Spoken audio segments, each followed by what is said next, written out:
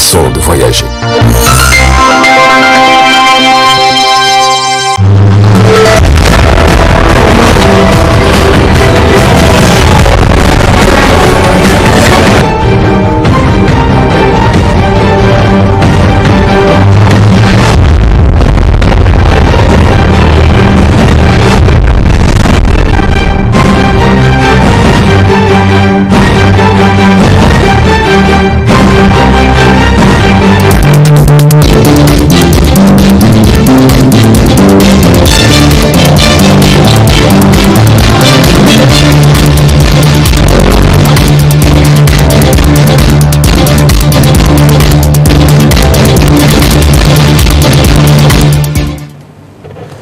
Bonsoir et merci d'être au rendez-vous de cette édition du soir sur la télévision Tambara. Les partis politiques membres de la mouvance présidentielle ont rendu public ce matin une déclaration de presse. Celle-ci est relative à la conférence des cadres animée par le président de la République, chef de l'État, le 25 février dernier. Je vous propose de suivre un extrait de cette déclaration lue par le PhD Mamoudou Joubou. Au cours de la conférence des cadres du président de la République, chef de l'État, les Nigériennes et les Nigériens ont assisté à l'expression de langage clair, franc et direct de son Excellence M. Mohamed Bazoum, président de la République, chef de l'État, sur les perspectives de redéploiement sur notre territoire de forces étrangères redimensionnées et réajustées pour l'accompagnement de notre pays dans la lutte contre les groupes armés terroristes. Les partis politiques de la majorité présidentielle se réjouissent que la coordination des opérations de sécurisation de notre territoire sera faite par nos forces de défense et de sécurité en collaboration avec les forces étrangères amies qui nous assistent dans cette lutte contre les groupes armés terroristes. Les partis politiques de la majorité présidentielle relèvent avec satisfaction l'engagement responsable du président de la République, chef de l'État, dans sa quête de paix et de cohésion sociale. Les partis politiques de la majorité présidentielle apprécient favorablement la démarche qui tend à soumettre le sujet en débat à la représentation nationale en engageant la responsabilité du gouvernement. Les partis politiques de la majorité présidentielle soutiennent et encouragent son Excellence M. Mohamed Bazoum, président de la République, chef de l'État, à user de ses prérogatives de magistrat suprême, chef des armées, que lui confère la Constitution pour prendre toutes initiatives tendant à renforcer la sécurité, la paix et la quiétude sociale entre citoyens nigériens. C'est le lieu de fustiger l'attitude de certains de nos concitoyens qui tentent d'exploiter et de mal interpréter le message de son Excellence, le président de la République, chef de l'État, lors de sa conférence des cadres. Or, dans la démarche du président de la République, il n'y a ni ethnicisme, ni volonté de violer l'indépendance de la justice. Le procès d'intention qu'ils tentent de faire au président de la République procède de leurs habituels comportements malsains qui consistent toujours à chercher des poux sur un crâne rasé. C'est pourquoi les partis politiques de la majorité présidentielle invitent tous les Nigériens épris de paix à s'inscrire dans la démarche de paix et du renforcement de la cohésion sociale. Dîner de gala hier à l'hôtel Renier organisé par la styliste Heideline Création en présence du ministre de l'Entrepreneuriat des Jeunes et de plusieurs artistes du pays et de ses venus des pays de la sous-région. Compte rendu, c'est le Gaga sur les images de Abdoulmoumouni Abdou. Cette 10e édition du Grand Gala organisée par Heideline Création en prélude de la Journée internationale de la femme a vu la présence de plusieurs artistes internationaux et du ministère de l'Entrepreneuriat des Jeunes. Un gala qui vise à promouvoir la culture africaine en général et la culture nigérienne en particulier. Une occasion pour la styliste Heideline d'exprimer ses sentiments. Le gala Hadiline est comme un troisième bébé pour moi, un bébé que j'ai vu naître, grandir avec la team Hadiline. 10 ans durant, pour diverses raisons, connaît-on ce soir son épilogue. Déjà organisé un spectacle qui, de plus de cette envergure, nécessite un mental de fer, une organisation assidue et surtout qui serait être un parcours du combattant, surtout dans notre pays et surtout quand on est une femme. Cette année, par exemple, c'est quelques 14 collections de 40 tenues chacune qui ont été confectionnées. C'est usant et lassant à la fin, mais quand on a de la passion pour ce que nous faisons, nous ne voyons point cela. Nous allons certainement nous concentrer sur un autre projet pour toujours apporter un plus pour la promotion de la culture au Niger, car c'est ce que nous savons faire et nous le ferons toujours et avec plus de passion, mais cette fois-ci peut-être en région. Niamey a beaucoup d'activités, Niamey a énormément d'événements. Aujourd'hui, j'ose le dire, Niamey m'a tout donné, le public a toujours répondu présent, mais les jeunes des régions ont besoin de spectacles comme celui-là. Les jeunes des régions et les femmes des régions ont besoin plus de ce genre de rencontres pour des réseautages et surtout avoir des idées sur tout ce qu'eux aussi peuvent organiser. En prenant la parole à ce grand gala, la ministre de l'entrepreneuriat des jeunes a réitéré son accompagnement à Hadiline Création. L'honneur m'échoit de prendre la parole en ce jour 4 mars, en prélude à la Journée internationale de la femme, pour vous exprimer combien ma joie est immense de patronner cette 10e édition du gala Hadiline, qui est malheureusement la dernière selon la promotrice. Et oui, les belles choses ont toujours une fin. 10 ans de pure promotion de la culture nigérienne. 10 ans au service de l'entrepreneuriat. 10 ans pour prouver combien l'autonomisation de la femme est une réalité. Comment ne pas vous soutenir, vous accompagner, tellement vous avez fait preuve de bravoure, de perspicacité pour tenir et réussir là où beaucoup d'autres ont échoué. Pour rappel, ce grand gala, qui est le tout dernier selon la promotrice Hadiline Création, a été aussi une occasion pour les grands artistes internationaux de montrer leur passion pour la promotion de la culture.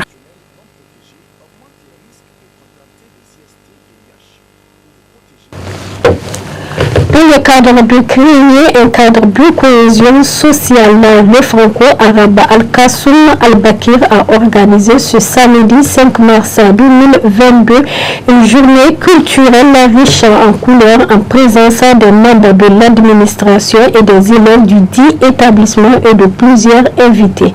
Je vous propose de suivre un extrait dans cette édition.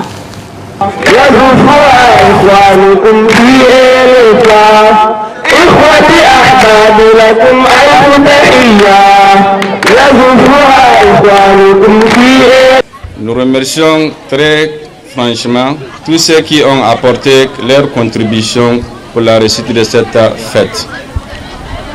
Nous adressons également nos remerciements aux élèves qui ont répondu présents à cette manifestation et souhaitons à ceux que tout se passe bien.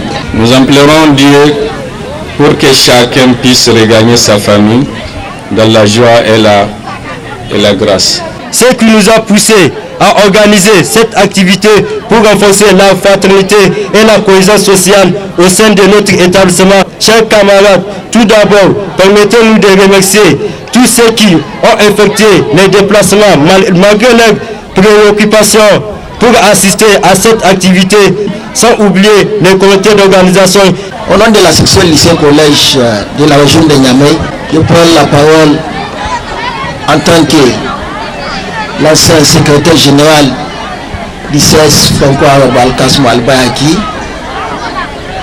en tant que l'homme digne de son nom d'établissement. Je remercie le bon Dieu qui nous a montré aujourd'hui à cette activité de la journée culturelle et j'encourage le comité exécutif avec le comité d'organisation qui ont fait tout pour que l'activité soit au rendez-vous.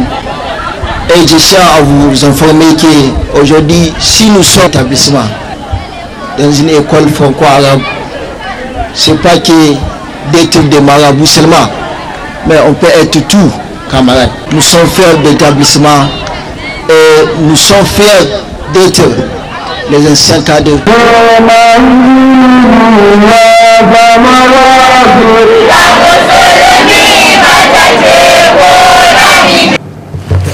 Place à présent à la revue de presse hebdomadaire. Comme chaque semaine, Radia Sami a parcouru pour nous les journaux parus au cours de la semaine. Très bonne réception et bon week-end à tous. Sanction de la CEDEAO face à la résurgence des coups d'État en Afrique de l'Ouest, l'organisation communautaire peut-elle agir autrement? S'interroge en gros dans sa parution le journal Mouria. Le journal Mouria pour qui cette interrogation se base sur des idées fortement ancrées autour de la conception classique qu'une certaine opinion se fait encore de la souveraineté. Mais cette souveraineté classique, par la volonté de ces États, a perdu toute sa rigidité et s'est même diluée selon le journal dans bien des domaines au profit des organisations d'intégration. La CEDEAO a évolué d'une organisation de coopération instituée en 1975 à une organisation d'intégration avec l'adoption du traité révisé du 24 juillet 1993. La sanction a fait apparition au niveau de cette organisation communautaire avec l'adoption de ce nouveau traité pour renforcer le processus d'intégration. Le journal poursuit que c'est ainsi les États Paris réunis au sein des instances de la CEDEAO pour prendre des sanctions contre les États ayant commis des manquements. La transformation de la CEDEAO en une organisation qui empiète sur la souveraineté des États s'explique selon le journal par le fait que le doux rêve d'unité et d'intégration ouest-africaine nourri des longues dates se heurte constamment aux obstacles politiques et sociaux. Plusieurs coups d'État militaires et guerres civiles ont été enregistrés dans la sous-région de la date d'adoption de ce traité révisé jusqu'au début du XXIe siècle. Face à cette instabilité persistante, le journal note que la CEDEAO constate l'essentiel de son temps à gérer des conflits armés et crises politiques, alors que la raison d'être de la communauté était et demeure d'organiser et de promouvoir le développement solidaire des peuples et la complémentarité des économies des États. Plus loin, dans sa parution, le journal écrit que la CEDEAO, à travers ce protocole, a fermé toutes les portes à une accession au pouvoir par un coup d'État militaire. Ainsi, elle interdit, selon le journal, formellement le renversement des pouvoirs publics par les coups d'État en général militaire, en précisant le rôle de l'armée qui doit être apolitique et soumise à l'autorité régulièrement établie. En outre, le journal poursuit que le protocole va plus loin en interdisant même à un militaire en activité de prétendre à un mandat politique électif.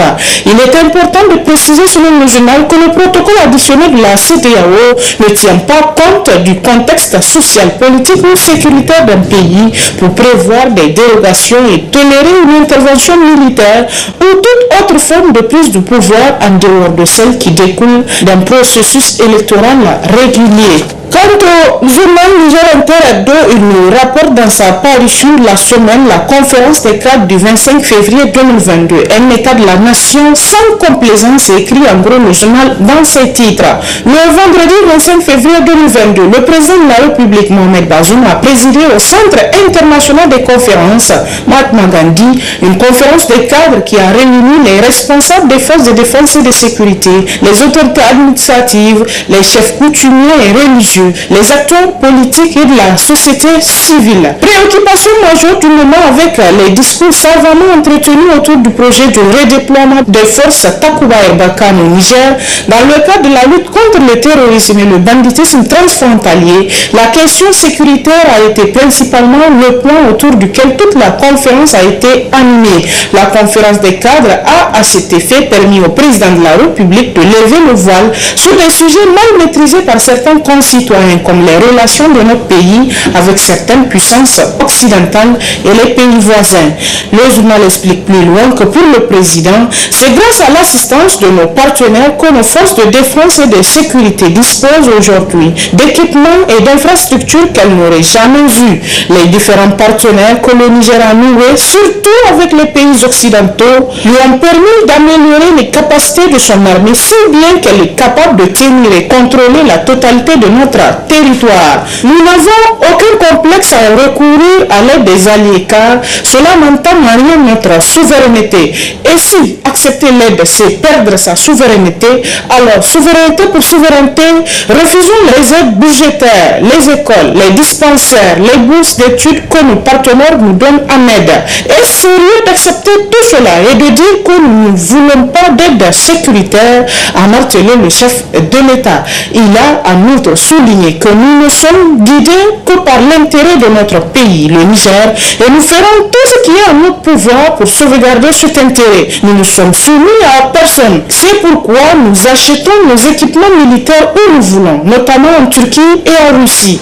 Très confiant sur les capacités de nos forces de défense et de sécurité, le journal rapporte qu'il a indiqué que si je suis allé à Baroua, c'est parce que je ne cours aucune forme de risque, parce que j'ai des forces qui me protègent et c'est ma confiance dans ces forces qui fait que je peux aller à Baroua, je peux aller plus loin que Baroua. Il a, à cette occasion, annoncé qu'il ne ménagera aucun effort pour défendre l'intégrité territoriale du Niger tout en privilégiant le dialogue avec toutes les couches socio-professionnelles du pays pour que la paix et la stabilité continuent de régner dans le Niger. La paix et la stabilité au nom desquelles le régime de la Renaissance du Niger a su instaurer depuis 2011 une tradition de gouvernance inclusive qui prend en compte toutes les couches de population de notre pays, de telle sorte que nul ne peut se sentir marginalisé. Plus loin dans ses colonnes, le journal a rapporté la polémique autour des propos du président de la République, la mise au point du ministre porte-parole du gouvernement.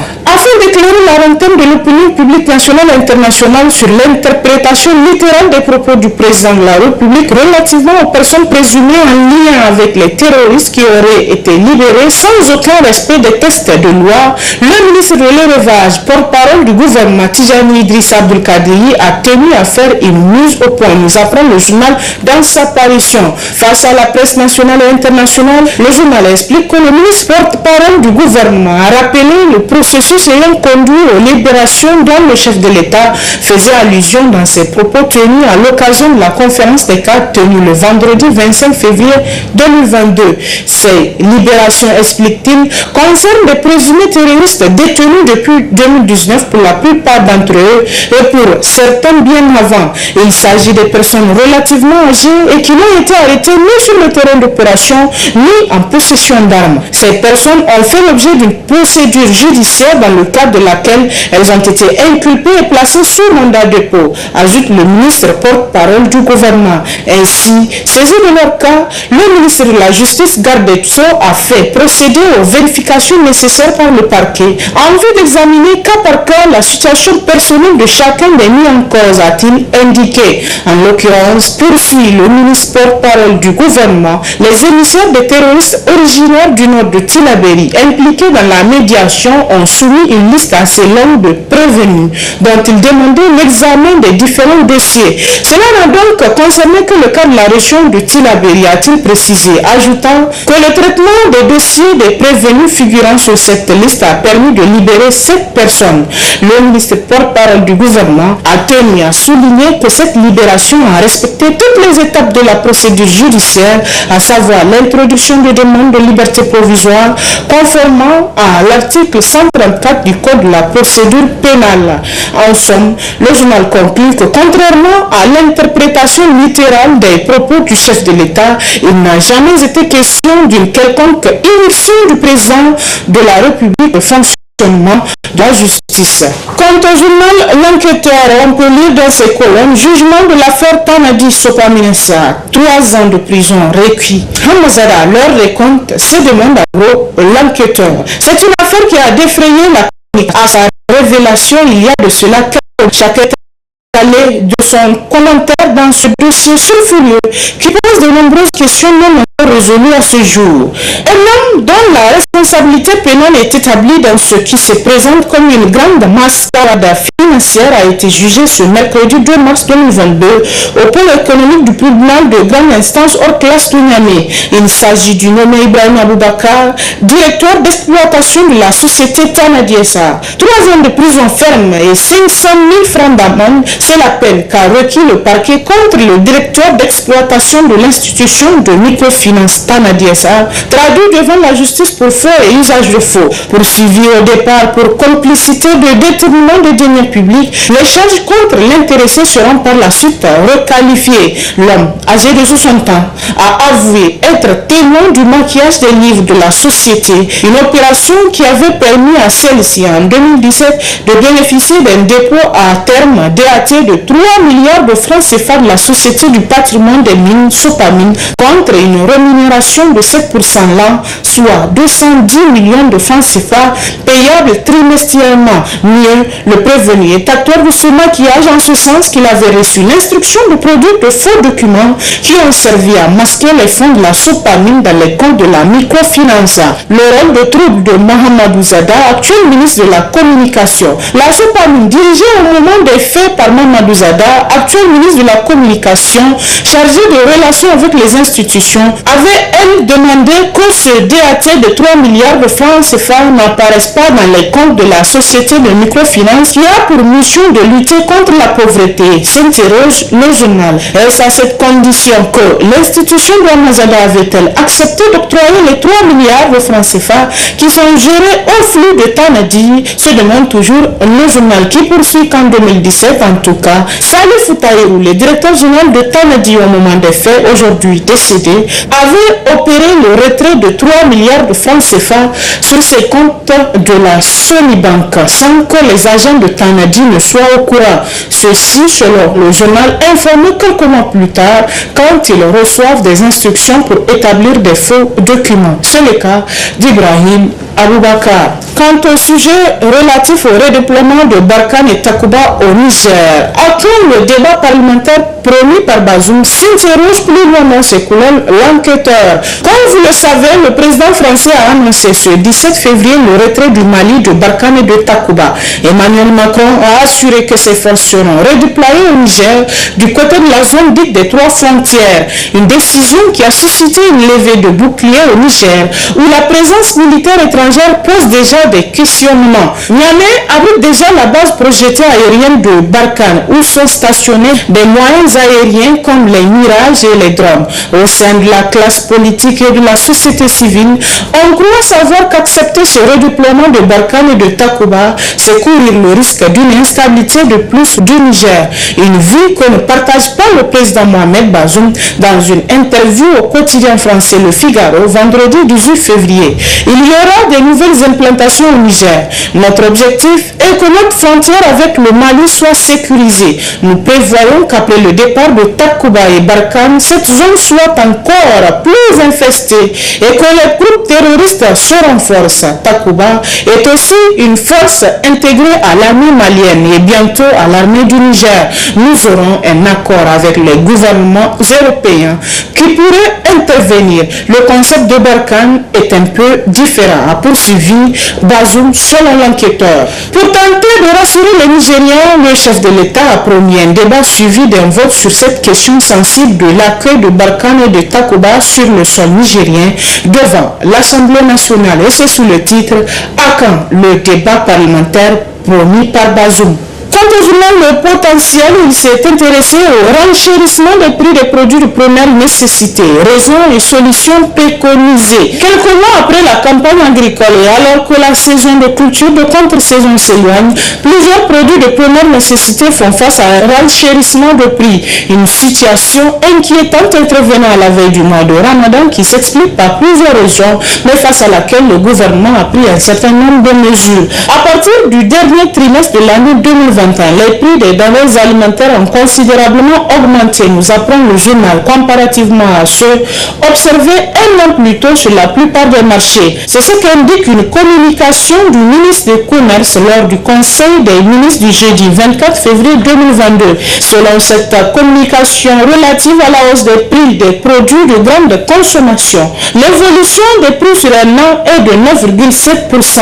Une situation réelle qui traduit exactement le prix des produits de première nécessité sur le marché, estime Maman Nouri, président de l'Association de défense des droits des consommateurs ADDC Wadata. Selon lui, le journal nous apprend que les produits qui sont les plus concernés par la hausse des prix, c'est d'abord les céréales, notamment le maïs dont le sac de 100 kg coûte 30 000 francs CFA, puis le sorgho 28 000 francs CFA, le sac de 100 kg, mais 30 000 francs CFA voire au-delà dans certaines localités. Une première au mois de février. On n'a jamais connu ça, c'est désole Maman Nouri, soulignant qu'en dehors des céréales, il y a les huiles qui ont connu une augmentation de l'ordre de 250 francs.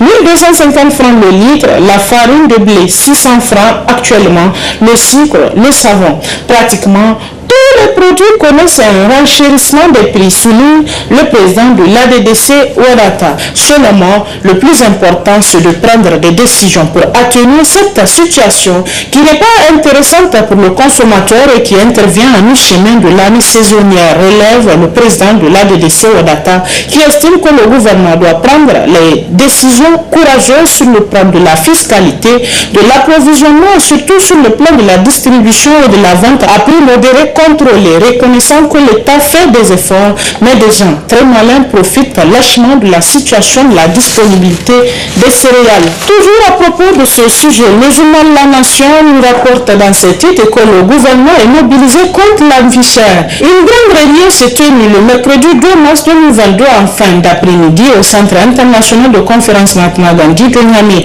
Son but principal, parler de la vie chère en présence du Premier ministre, chef du gouvernement Oumoudou Mahamadou, de quelques membres du gouvernement, les opérateurs économiques et les invités. Le ministre du Commerce est le premier à prendre la parole dans le contexte national extrêmement tendu dû à la cherté de la vie.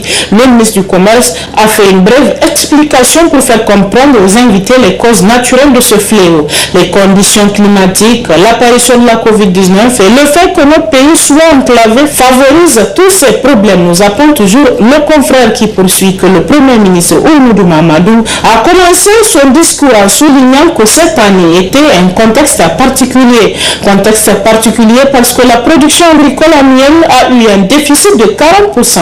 L'insécurité qui domine dans les zones de production agricole et la guerre dans les pays producteurs de blé en sont des causes.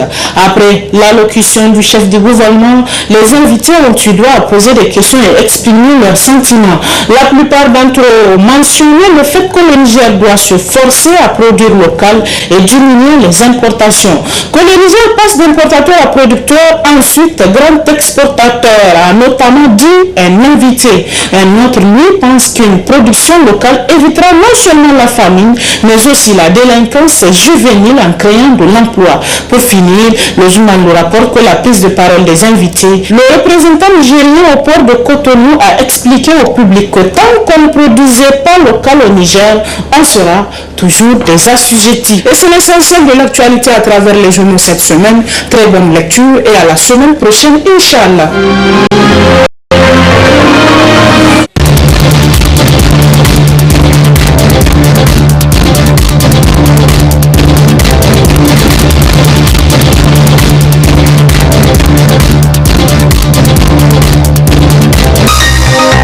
Ce journal vous a été présenté par STM Transport Voyageurs. Une nouvelle façon de voyager.